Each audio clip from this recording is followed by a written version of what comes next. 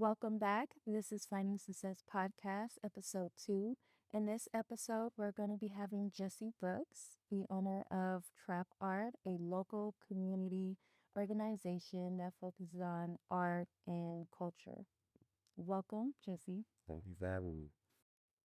So, what's your story? How did you get into hosting events? Okay. So basically, I started doing events in college in about 2009.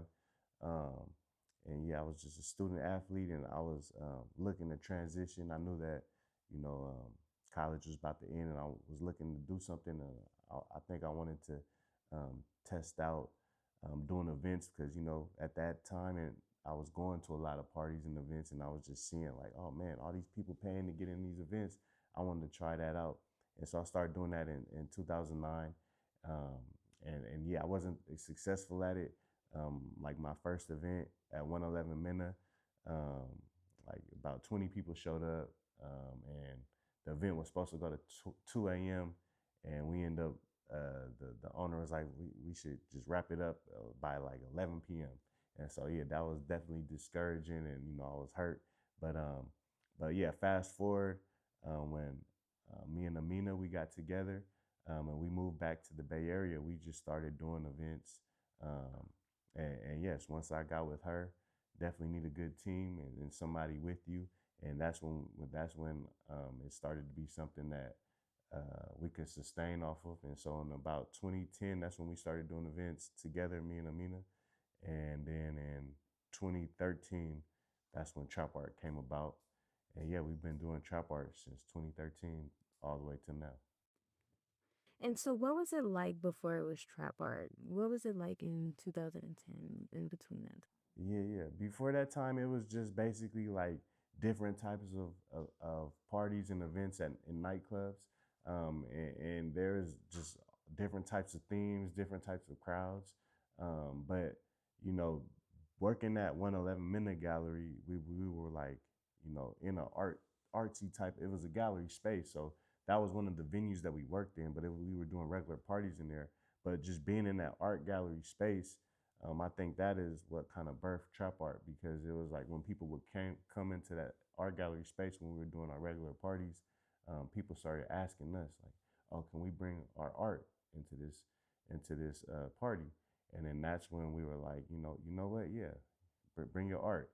And then that's kind of what morphed into trap art. When people was bringing their art, and then we're like, okay, let's, we saw the vibe, and just how art really transformed the whole event. It really did. It just transformed everything, and it made it more than just a party. It made it into a community, and so yeah, that's how it kind of started.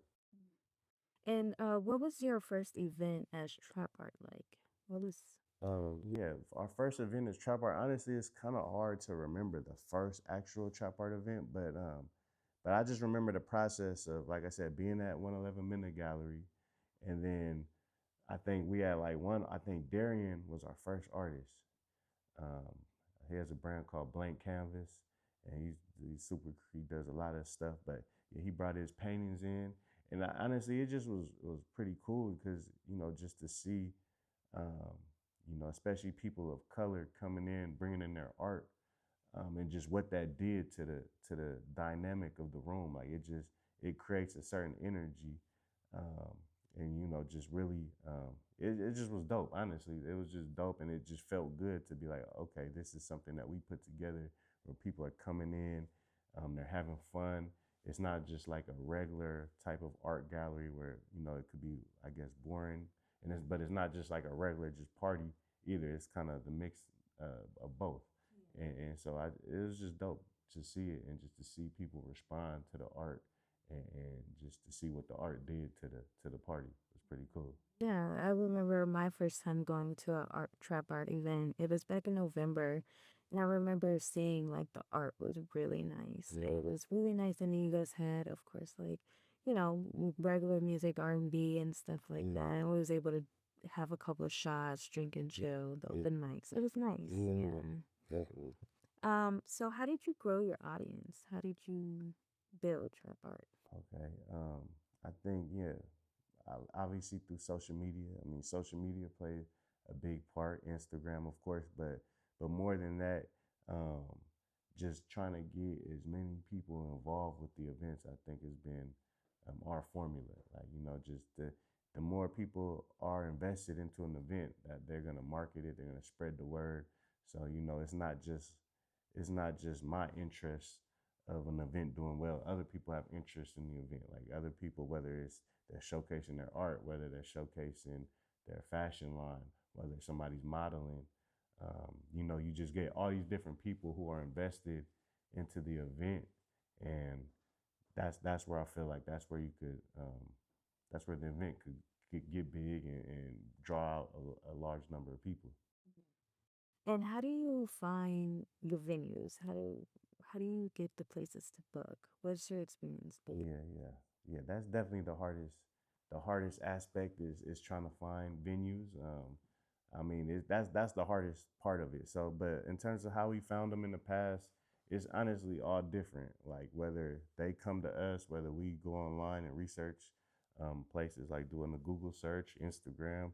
Um, but it's honestly that's the hardest part because the venues, that's where you host the event, but just the business behind it, that could be tricky, and just finding venues that want to be a real partner and not just looking for a one night trying to just maximize their profit and just trying to like bleed us out. You know what I'm saying? So it's really trying to find somebody who understands like, okay, we could do this, we could be a real partner, and we could not just do one event, we could do events for years.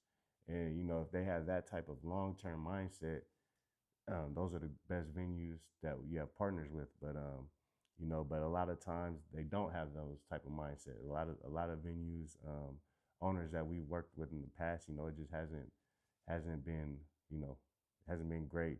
And I guess in terms of advice for others who are doing events, is I would just say, just keep your overhead low. Like, if venues are trying to charge you like crazy rental fees, you know, like you have to go into it the mentality like this isn't like a wedding. Like this is a business. So it's like you can't just try to spend a lot of money at a venue and then you do an event and you don't even break even. That's going to discourage you from continuing to do events. So I would just say try to find a venue that understands your vision and that's willing to take a chance on you, and yeah, go from there. Because venues, they need the business too. They need people to come to their venues and to whatever they buy their food and drinks. They need that a lot, and that's what I guess you could say the promoter is doing. They're bringing the people in, and so yeah, just try to find a venue that understands the vision.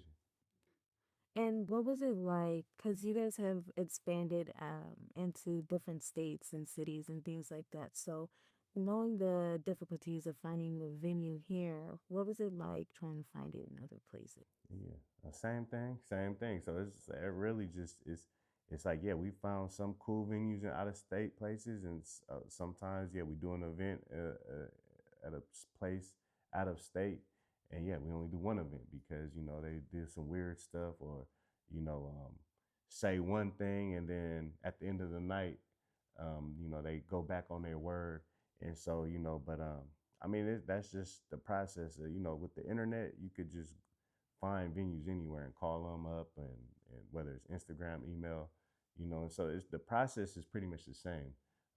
It's reaching out, or if they hear about us, they might reach out to us.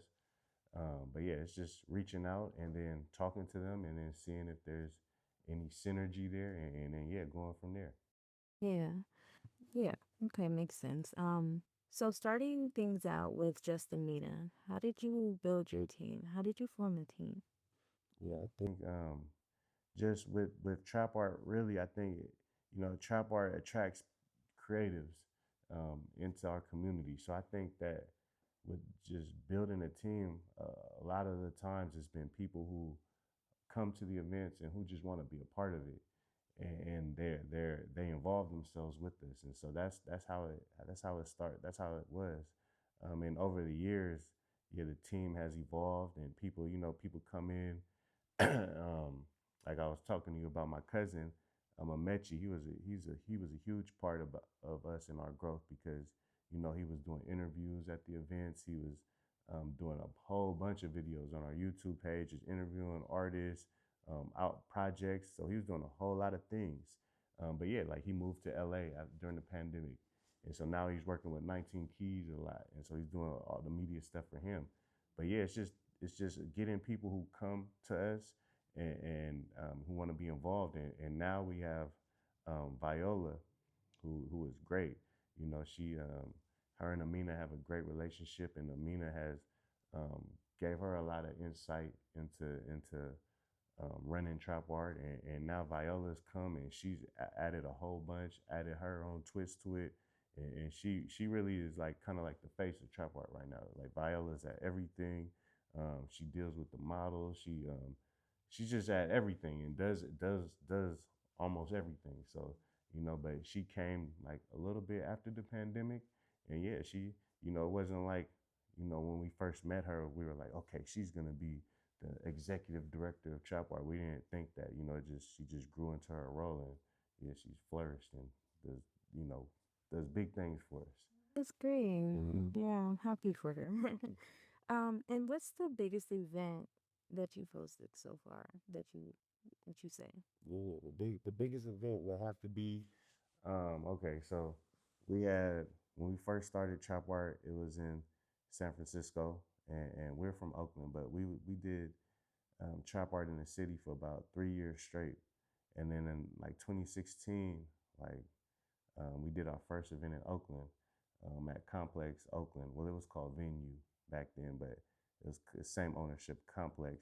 And I just think that a lot of our crowd are from the East Bay, from Oakland. And when we did our first event there, it was a 3-story venue. It was like one of the biggest venues in Oakland, and so it had 3 stories, 3 floors. So we had art on each floor, and so it could fit like 1,000 people on the inside. But yeah, just the hype around it, it just we had like about 2,000 people outside trying to get in. We had the whole venue on the inside was packed. It was pandemonium. Like I was outside trying to regulate the crowd. Amina was on the inside trying to take people at the door. But yeah, that was a pretty big event. And then I think in 2019 we also had an event at the Craneway Pavilion in Richmond, and that was a pretty big event. We had like that was a pretty big event, but the Oakland one was bigger though. The Oakland was bigger. You said 2016. I was like, it might have been that one because Yeah, I wasn't up for yep, all that it was 20. great. Yeah. Okay. So what is some of the things you learned most while hosting? Like, what is some of the biggest takeaways that you've gotten? Oh man, well, some of the biggest takeaways. It's been a lot of takeaways, honestly. Yeah, I don't. It's just like with with the events. Events aren't easy. It's not easy because you could do something for one event and pack it out and do the exact same thing, and then you don't even get 50% of that result. So it's definitely, it could get frustrating at times, especially if you want them to do well, and especially sustain over a long period of time. Um, it's not the easiest thing, and so I just think that just trying to focus on what you can control, like focus on what you can control is definitely big. And um, yes, I mean, like I was saying earlier, definitely keep the overhead low. Like that's something tangible. Like don't try to spend, or that's the way we do it. Like other people might have different ways. Like but I just feel like for us, we always operated with not spending a lot, and just keeping the overhead low, and yeah, and just trying to keep going, keep pushing forward, and having a long term view on things, like not getting so caught up like on each event, whether success or if it's frustrating, just kind of having a bigger picture of things, and where you want to be in the long term, or what you've done over the years. So yeah. So another big question that I have for you is how did you juggle of starting your own business and becoming successful while maintaining being a parent, full-time parents? Yeah, yeah. I mean, yeah, that's pretty much our yeah, that's what we do. But yeah, it's a, I mean, yeah, you have to prioritize, and you definitely have to prioritize. And once you become a parent, like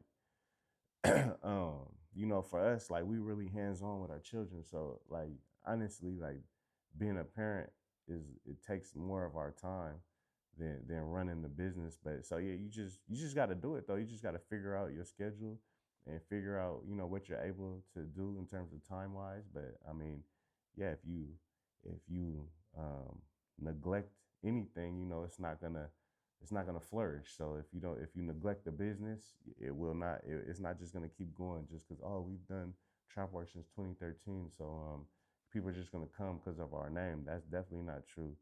And obviously you can't neglect your children. So you know it's just about trying to figure out your schedule.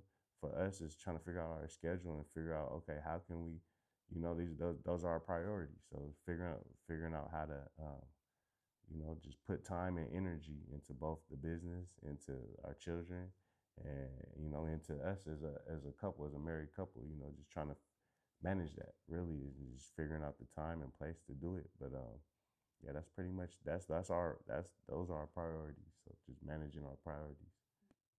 And how do you guys keep yourselves motivated? Is there ever a time where you just be like, oh, I don't really feel like being at the Yeah, yeah. party outside. I kind of want to just be at home. How do Oh, you keep yourself motivated? of course. I mean, yeah, it's definitely you're gonna have those times, you know, especially, you know, I think motivation it comes with, you know, your results. So it's easy to be motivated when you're getting good results. Like that's what I realized. Like, all right, if I'm getting good results, then I'm gonna be motivated. But then the tricky part is like if you're not getting those results that you want, that's when the motivate. That's when it's hard. And I think you know during those periods where it's hard, like you just gotta I just gotta bite down and just continue to do it. Like and just I mean like you know we're not gonna quit. So you know you just gotta get through those hard periods of times where the motivation isn't there, and just figure out a way to get through those moments and yeah, just continue to. I just think just trying to, especially with the business or trap art or anything you're doing, like trying to not just get on autopilot and not just be like, okay, this worked, let me just do it like that. Like trying to be able to. I think you have to try to, you know, continuously think of new ways to do things and just, you know, get refreshed and yeah, that's what I think you have to do. You just have to focus on how to do certain things. Try to draw inspiration from outside sources. Yeah. And what is your mission behind Trap Art? What is your mission behind hosting your events? Um, I mean, really, just to be a platform and to be a community of where creatives can be around each other and really just be a platform and a community for creatives essentially. So, you know, whatever you're doing, whether you're doing podcasts, whether you're doing art, whether you're doing music, whether you're doing modeling, whether you're doing media, just being having a hub where people are around each other and yeah, drawing sources of inspiration from each other. And really what I noticed through the years of trap art is that like creativity is truly a form of therapy. Like I feel like a lot of people, whether it's doing art or whatever they're doing, they use their creative outlets as a form of like therapy, even if they know it or not. Like you know, it's just it makes people feel good when they're out and whether they're talking about art or talking about projects, working on projects, it makes people feel productive and you know gives people hope. Um, what was your experience getting Trap Art as a LLC? Okay, yeah. So that was more so Amina. She's the logistics person, but um, but yeah, I mean, she just went through the process, and it wasn't like that hard. Like you know, we just you know had to register and just get you know get all the the the what they say the I's dotted and the T's crossed. But it wasn't like that hard of a process. You just have to do it. Yeah. What are some events that you have coming up for Trap Art during the for the upcoming spring or summertime? Yeah, for the next event that we're really excited about is this event with this venue in Oakland that we just formed a relationship with called Commune, and they're in downtown Oakland, and it's gonna be on May 2nd, first Fridays, and it's basically our first big event in Oakland since Complex, the place that we used to host trap art events at all the time, Complex closed down, and so Commune is the next place we have in Oakland. We haven't done an event in Oakland like it feels like in like over a year, like a big event. And so most of our events have been in the city, but yeah, May 2nd we're gonna be at Commune. It's a real nice. It's 3 stories, and it's very nice. It's real artsy, rustic type of vibe. And yeah, it's gonna be on first Fridays. We're gonna have art, fashion, music, the whole shebang. Can make it Yeah, fit. you Sounds gotta come nice. through. Yeah. Thank you so much. I appreciate you having Absolutely. me. Yeah. Make sure you follow and tune in with them on Instagram at TrapArt and stay updated with their local events. And make sure you stay tuned in with the next episode. We're going to be having an upcoming performer and local dance teacher that recently performed at Rolling Loud with Bryson Tiller. We're going to be having a Maya Lene. Until next time, take it easy.